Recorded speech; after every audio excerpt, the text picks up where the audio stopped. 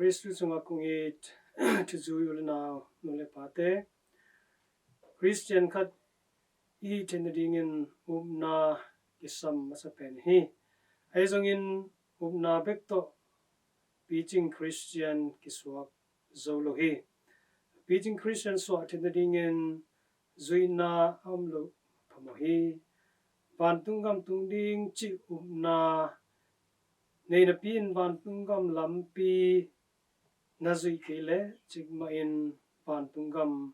tungelo ding ite toimanin vantungam itun nok tak pile tu bek hiloin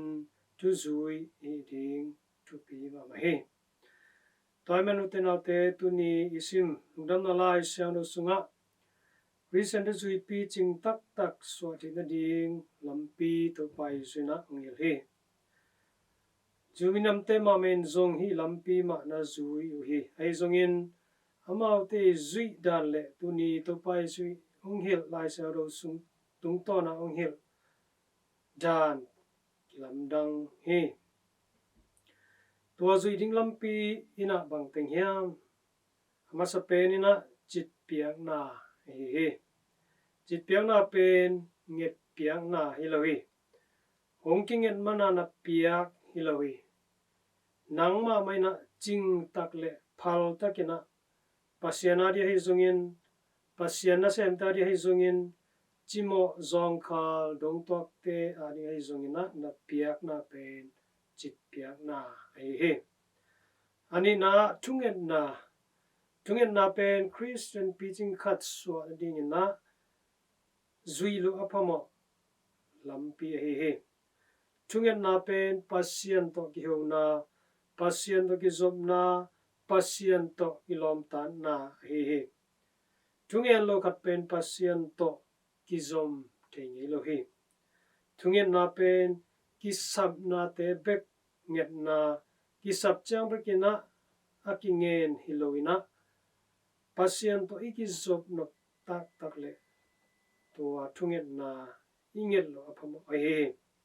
tungen na pen nisim a idi hui oxygen ma to kibangi oxygen tom le kisithaya toma bangin tungen na tom le ikhanun tang na gilkial the athum naina banghyam chile antan na pen Christian tampi takin tupi ngai sut holohi ekalik polpina antan hun ze tan hun kineina to hun chang ina an kitangi tualo hundang a zong an atang chu angen kiomi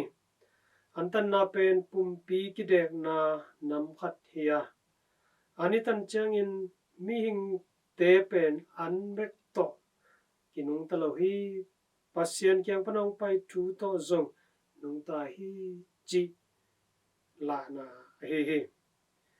utenaute hi thu nam thum ting izui ale Christian preaching swatena lampi azui he ai zong in to pai suina ikidop ding chu khat unghil be lai he toina hibangin chit piang na tungen na antan na te na bolu changina midang te thei ding ina bol se keyun